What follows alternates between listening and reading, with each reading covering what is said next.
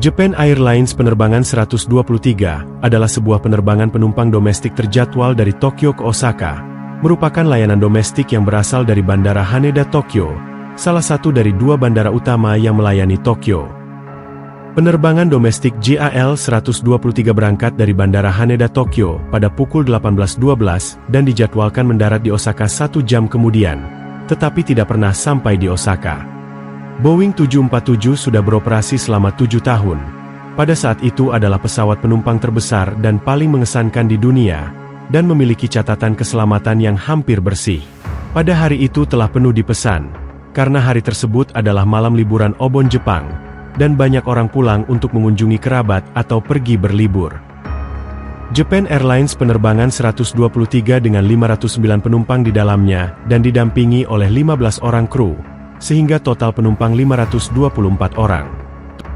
Awak kokpit terdiri dari Kapten Masami Takahama berusia 49 tahun, bertugas mengawasi dan menangani komunikasi radio, dan juga bertindak sebagai petugas pertama. Takahama adalah seorang pilot berpengalaman, setelah mencatat sekitar 12.423 total jam terbang.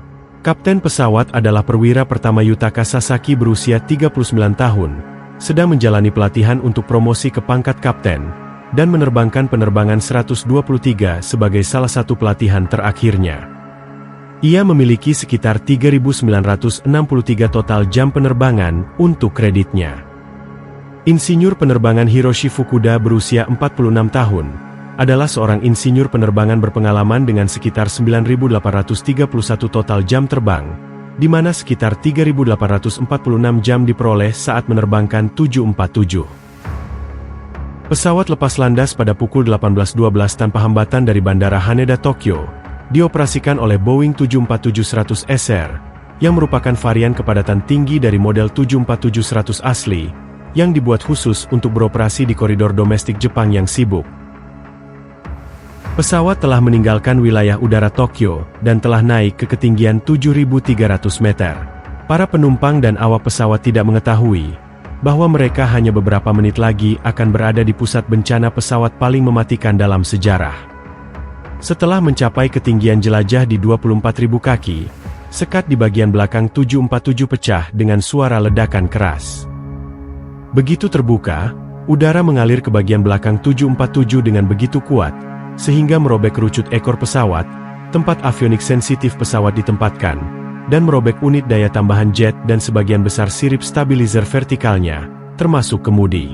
Yang paling kritis ketika ledakan terjadi di bagian belakang pesawat, menyebabkan terputusnya keempat sistem hidrolik, yang menggerakkan kemudi pesawat, aileron, dan sistem kontrol lainnya. Tanpa mereka jet besar itu seperti pesawat kertas pada hari yang berangin, sama sekali tidak responsif terhadap perintah kemudi pilot. 12 menit setelah lepas landas, panggilan darurat pertama datang dari pilot pesawat, yang awalnya melaporkan kehilangan ketinggian, dan kemudian melaporkan kesulitan mengendalikan pesawat. Pesawat turun ke sekitar 3.000 meter, dan pilot terus mengirim panggilan darurat dan meminta untuk kembali ke Bandara Haneda Tokyo. Saat itulah pramugari berusia 26 tahun Yumi Okiai, yang selamat dari kecelakaan itu. Ia ingat mendengar ledakan keras, dan melihat dari bagian belakang jet dan kabin muncul asap putih. Di kokpit, Kapten Takahama meminta kode darurat 7700 pada transponder. Saat itu, lampu kuning menyala untuk menunjukkan bahwa pesawat kehilangan tekanan hidrolik. Hanya 12 menit dalam perjalanan, pilot telah kehilangan kendali pesawat, dan pesawat memasuki apa yang disebut siklus premoid, yang melemparkannya ke atas dan ke bawah. Kapten Takahama dan kopilotnya mencoba untuk memperbaiki dengan menambah dan mengurangi daya di mesin, bahkan menggunakan flap sayap. Selama 32 menit yang menyiksa, mereka mencoba memutar pesawat ke kanan untuk kembali ke Bandara Haneda dengan meningkatkan tenaga di mesin kiri, tetapi tidak berhasil. Pilot masih berjuang melawan 747 yang tidak responsif, tetapi pesawat itu dengan mantap menuju ke arah pegunungan. Pada pukul 6.56, pesawat bertabrakan dengan pepohonan di lereng gunung, dan kemudian sayap kanan menghantam bukit. Begitu sayap kanan menghantam punggung bukit, badan pesawat jatuh ke dalam jurang dan terbalik kemudian meledak. Pohon hangus dalam hitungan detik, bau bahan bakar jet menggantung di udara. Medan pegunungan sulit dinavigasi dan tidak dapat diakses melalui jalan darat, membuat penyelamatan tertunda. Tetapi hanya sekitar 25 menit setelah JAL-123 terjatuh, sebuah pesawat C-130 Amerika yang lewat mencatat koordinat puing-puing dan mengirimkannya ke pihak berwenang Jepang.